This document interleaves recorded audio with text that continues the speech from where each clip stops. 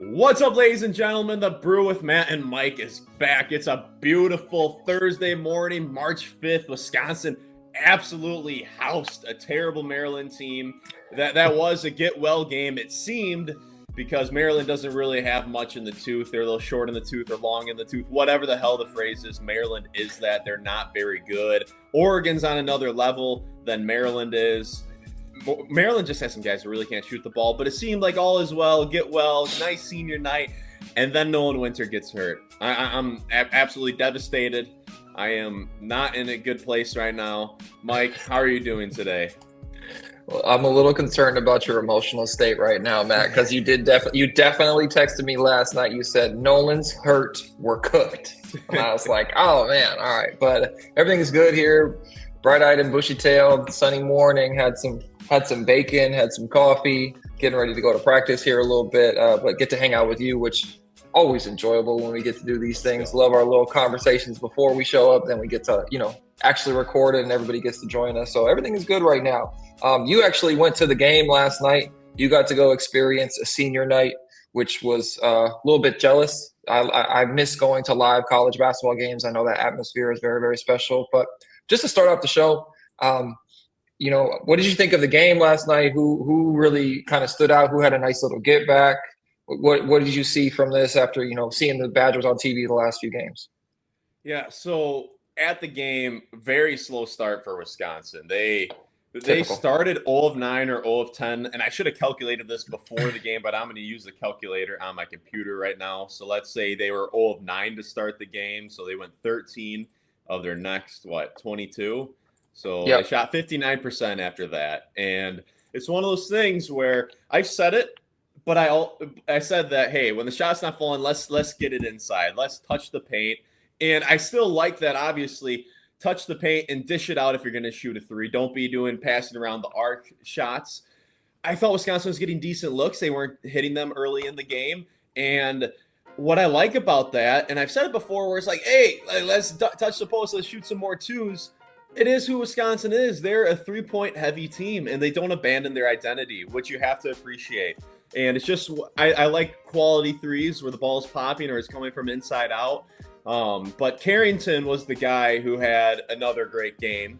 Carrington's a guy who went from being the reason Zach Kinziger burnt his red shirt, I'll say that for the 10th time, and a guy who was barely playing in December, to a guy who's absolutely going to get a look in the NBA Summer League, and then we'll see where he goes from there. But that is absolutely incredible to have such a turnaround. I don't know if I've seen a turnaround like this before, and it's different. Carrington's doing this on a much different level, but it reminds me a little bit of what Rob Wilson did his senior year with you, where he had a slower start. Yeah, quite the pull, man. Quite the pull. Nah, you beat me to it. I'm mad. I thought it was keep cooking. My bad. Keep cooking.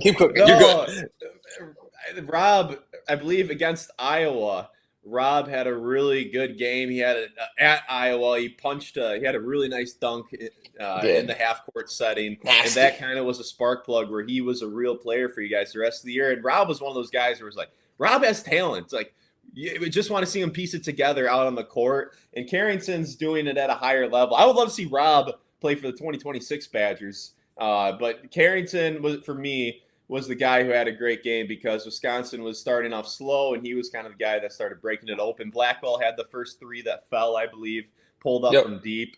Overall, they took care of business against a very bad Maryland team. I mean, they started out a little bit sleepy, but part of that was the shots weren't falling. So I don't even want to say it was sleepy. The shots just weren't falling to start the game. A few in and outs, stuff like that will happen.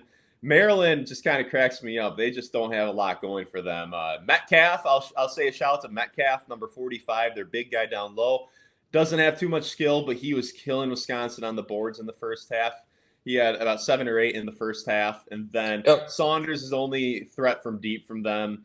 And then who was the other guy? Solomon Washington. Holy cow, does he have bad for? When he shot the ball, the whole crowd was like, oh, it's oh dear. What does this look like? Oh man, that's not a good feeling. It's definitely not a good feeling as a basketball player. Yeah, so he was rough shot, but decent 6'6" athlete. But yeah, Wisconsin just took care of business against a very inferior team. But unfortunately, Winter went down. And I say, let's get into that, Mike. You just watched the video. You Yep. studied it for a little bit. What are you thinking about Nolan's injury? Is Wisconsin cooked? It really depends on, how he recovers from this. Thankfully he's a young man. He's got some tiger blood in him.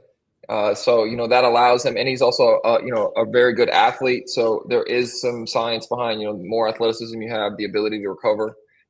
Wisconsin has a good medical training staff. I'm sure their facilities have even been upgraded since I've been there. Yeah. A few moments ago. We'll be generous. But yeah, looking at it, he stepped on the guy's foot. It was actually his healthy ankle that he landed on. So the one he had hurt in Oregon. It's his other ankle. I think it's his left ankle, his jumping foot. So that'll Did you be say it a was his little other bit. one? Yeah, so he hurt his right ankle in Oregon, and I believe it's his left ankle now.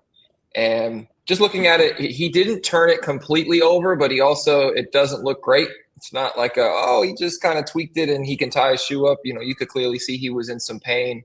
The angle was a little bit funny in which he landed on it. Also, when you just have that much weight and length, especially with big guys, there's a lot of ligaments there. There's a lot of, there's just a lot of body there that he's got to go through. So, after he grabbed it, it looked really bad. After listening to Coach Gard's comments in the post-game press conference, he said they maybe avoided the worst, but you really can't tell right after an ankle injury like that. You got to see how it responds the next day and the next like 2-3 days. The biggest thing is it going to just be regular swelling? If he has bruising on it, it's going to be a real challenge for him. That's kind of the biggest factor that I've noticed, especially when I've had some bad ankle sprains. I'm like, if my thing blows up and it's bruised, that means there was a pretty significant tearing of those small tears of those ligaments. There's quite a bit of bleeding in that area. So, for him, hopefully he can get better. Obviously I think it's a wash for the Purdue game. There's no way he's coming back. And if he does, shame on the program. Let him rest. That's not a huge game for us. Obviously it's a big game in terms of we want to win it, but in terms of seeding, if we win it without him, we might as well get a 5 seed. That's how I feel about it. But I don't think we're going to see him until March. Until we get into the NCAA tournament, and in that time, it's kind of a mental hurdle at that point. I actually had, I partially tore my ACL my sophomore year, and I did that in the Big Ten tournament. So I had a really, really quick turnaround to try and get back from that. I had a pretty significant bone bruise from a weird hyperextension. And I still remember, even though I was a little bit off on my game, I know that the NCAA tournament, the adrenaline kicks in, and there's a point where you get a nice little Toradol needle. If you know what Toradol is, they give you a little shot in your butt, and you don't really feel a whole lot. I'm gonna let you know that. Like, if you get a Toradol shot in your butt, you're gonna be like, I can run through a brick wall. And so, hopefully it gets to the point where obviously we want him to, still be healthy, and he's got to make the best decision for himself. But man, take a little Toradol, rub some dirt on it. It's NCAA tournament time, and Nolan's a gamer too. I think he's a tough kid. I think it's all about pain tolerance at that point. Nobody's really healthy. Everybody's got some small tweaks. So we'll see. Like I said, they're going to know more. There's going to be some injury reports that come out, but I don't believe we're going to see him until possibly the Big Ten tournament, but I really doubt that. It's going to be more NCAA tournament. I think the first round is Thursday in 2 weeks. So I think it's the 17th and the 18th are the 2 first rounds. So he's got 2 weeks. Depending on how you feel, you can really make a lot of progress in 2 weeks. It's just, the first week is just ice compression, hang out, ultrasound. Here's the deal. I got a good plug, a former Wisconsin kicker, Philip Welch. If you remember Philip Welch from the early 2010s, he's got a great red light company that he works with that I've used when I had an ankle injury. We can plug them up. We can send them there. If we need to, we can put a little GoFundMe page together for our the Brew podcast to help us salvage this season. But overall, I think it's going to be next man up for the next couple games, and I believe he should be in the tournament come NCAA tournament time. Yeah, from all that I've heard and seen, it seems like he's a tough kid, and that his dad's a tough guy. If I had to bet, if you said, Matt, do you think Nolan Winter will play again this season? I do. I would assume he would. But at the same time, did you watch the video of me spraining my ankle about that? I sent it over to you. Did you watch You that? did. It's gross. I didn't know if Yeah. I needed that this morning, but I appreciate it. Yeah. Good morning, Mike. Yeah, I'm a little funky this morning. I'm not running on a lot of sleep, so pardon for me. Good. Pardon me sharing that too. But Oh, no, I understand.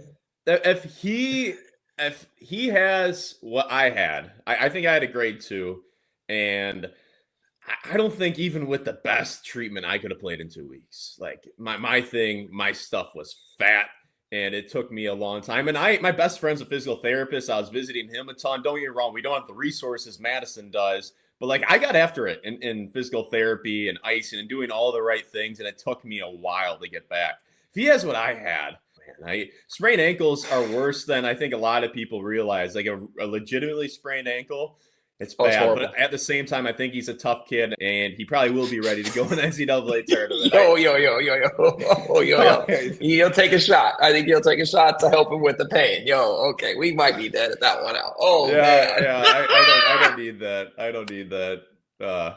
We'll definitely edit that out. Anyways, okay. Mike, I'll let you take over from here. We're good. All right, so I do have a question for you actually as a Badger fan. I know you've been pretty adamant about the change in college basketball and how you don't really know guys like you used to. Obviously, when I was going through school, we had different transfer rules. Portal was different. The basketball landscape here is completely different. And we had senior night, right? It was a senior night. It was cool. And there was a lot of standing ovations for guys here. And a lot of guys got a lot of love. Nick Boyd, obviously. Braden Carrington got some love for us. Brody. Those are the three main contributors. How do you feel about these guys? And what is your kind of thoughts on it in terms of you have these guys that are coming in on contract years? It's pay for play now. It's called what it is. It's pay to spade. This is professional basketball. They come on, they put the jersey on. We get them for 1 year. They make it like I feel like these guys have made a really big impact. It's been a really fun season with these guys. But how do you feel about them being honored at half court with that? Do you think there should be maybe a modification to it, or we just let it be, let these guys enjoy it the way it's been enjoyed? No modification. You got to do it. You just got to do it. But I saw a tweet or a post on X that said, I feel bad for these social media people who have to make it seem like these senior nights are special when it's guys' third school in 4 years or fourth school in 4 years. It's different. It clearly is different, but it's a case by case thing. Like I look at Boyd, right? He seems to have really embraced Wisconsin. You see him putting up the W line. You see him pumping up the crowd. He's having a career year in that Badger uniform. He's playing the best basketball he's ever played. So you look at that. Okay, that's kind of special, him and his relationship with Wisconsin. He's having a special year, his best season of college basketball. Braden Carrington, same thing. He went from being a role player at a mid-major to turning into a guy who's definitely going to be playing in the summer league in a few months. So he's having a special year at Wisconsin. And then you go to Rhodey. He's a kid who grew up in Wisconsin. He's from Brookfield. So in those three situations, it's like, yes, it's their third school, but there is something special. It's different. It's much different. It's not as special as when you were there for 4 years and Evans was there for 5 and Bergman was there for 5. Like, it's a lot different than that, but there is still something cool about each of them having really good seasons for Wisconsin. So I think, but then you go to like an AJ Storr at Ole Miss where it is just so transactional. Winning doesn't really matter. He's going to go and get his own, and it's his fourth school in 4 years. Like there's a cutoff point, but yeah, you got to still honor the guys, but it is a lot different. Yeah, I would say for me, it kind of depends, the feelings and the sentiments. Like for me, it's like, hey, Boyd feels like, I don't know if you look back. For me, it's always, hey, are you going to look back on their career and what uniform are you going to think of them in? So, obviously, Braden Carrington, he was Minnesota Mr. Basketball. He went to Minnesota for 2 years, but, the kind of the way he left and also just the impact he had there may not be as big. And all of a sudden he shows up with us and he's, one of the best shooters in the Big Ten. He has explosive games. We have big, he came out and showed out in big performances that were very, very memorable. Nick Boyd, obviously having his best season. He might have the record for most 20-point games in the last 20 years. He's up there. I don't know that for sure, but he's been an absolute bucket for us, and just the emotional leader of that team, which I think is really cool. He kind of came in and said, "Hey, I'm going to take this over, and you guys are going to follow my emotional state, which is I'm going to play hard. I'm going to be, into the game, very aggressive, very alpha male, which is really cool to see." And then, yeah, I think obviously having a Wisconsin kid wear the UW, uniform, I know that's different. I'm from Minnesota, so I don't have quite that same memory, but I know that, Rhodey was a kid that he talks about it. He was like, I used to go to games. I used to bleed Badger Red. So like I said, I think it's a case-by-case basis. But this group at Wisconsin had these three guys. They definitely feel like Wisconsin guys now, and I think a lot of people remember them as, hey, their last uniform that they wore in college was a special one. And then last one for you, and I might take it over a little bit too, but I actually want to take this one over. I'm sorry. I'm going to do it with the Greg Gard, Before you do, I just want to say, when winning cures everything too, right? So I think senior night's a little bit more special when you have a good team and you're winning versus if these guys are in their third school in 4 years or 5 years and the team is 500. So I want to throw that out there. But definitely, definitely. Isaac Gard, it was cool to see. He's a guy who's been there for 4 years. He grew up in that gym. Like I remember specifically still being at practices, and Isaac was, had his little bowl cut, and he would come into the gym and he would shoot afterwards. He'd be at press conferences, and that moment of, I've seen some people talk about it as like, that's what college basketball is all about. That's a Disney movie moment right there. And, I don't have a relationship with Isaac Gard at all. I have a relationship with Greg Gard when I was playing there. It's not so, I haven't spoken to him too much since then. I've been running around doing my thing, but still really, really cool to see, right? Just on a human level, like he literally grew up in that building, and to knock down his final shot in that building, especially the way he did it. It wasn't just like a layup. It was a deep shot fake, contested three right in front of his dad, like literally right in front of his dad. His dad could have just been, I'm pretty sure his dad said, shoot it. I'm pretty sure Coach Gard was like, shoot it. Like, why are you pump faking? Shoot it. Like, this is the moment. This is your chance. Don't mess it up. So for me, I think that's just something really special, really cool. I'm glad. I'm jealous you got to, experience that in real time, but it was cool to see too. You got to see the bench react. Nobody was sitting down. Everybody was really, really happy for Isaac. And it's really cool to see because there's a lot of things within college basketball that make a team run and didn't make a team function at a high level. And Isaac Gard is one of those guys, right? He's a good character guy. He comes to the gym, he works his butt off, doesn't complain about not getting minutes. And those are really challenging situations to be in. And it seems like, when you handle them the correct way, that's the response you get. So karma is a real thing. I think, that was just one of the more beautiful moments in college basketball and sports that doesn't come around so often. So I thought it was really cool. Yeah. He's really improved too. You got to give him credit. You can tell he's worked hard over the years. He's a different player than he was his freshman year. When he's on the court, he holds his own now, and he's gotten busy this year. He's had 3 games where he's scored, and he's shooting. Getting busy. Yeah, 50% from 3. So he's having a good year. Happy for him. And I will say, unfortunately, I was not there. I'm a big time beat the traffic kind of guy, especially in a game like that. Like I grew up. My dad raised me to beat traffic. We would be sprinting out of Miller Park, out of the Kohl Center. We are big time traffic beaters here in my family. So I unfortunately was not there. I was just destroying the traffic, mogging the traffic, and getting on home nice and quickly. So shout out to Isaac Gard nonetheless. But Mike, I think it's time to wrap this on up. You got to go. You got to go. I got to go. I got to go to work, man. I'm so happy. I get to go to work. I get to go to work. I don't got to go to work. I get to go to work, which I'm pretty excited about. So, but hey, thank you guys so much for joining us. We really greatly appreciate it. Give us a follow. Follow us on all the socials that we have, Instagram, TikTok, correct? Yes. We're on YouTube, here on Spotify. We're still working on Apple. It is what it is. They just, for whatever reason, they don't like gingers. It's okay. But yeah, we appreciate you guys. Appreciate the comments, and we'll get back to you guys soon.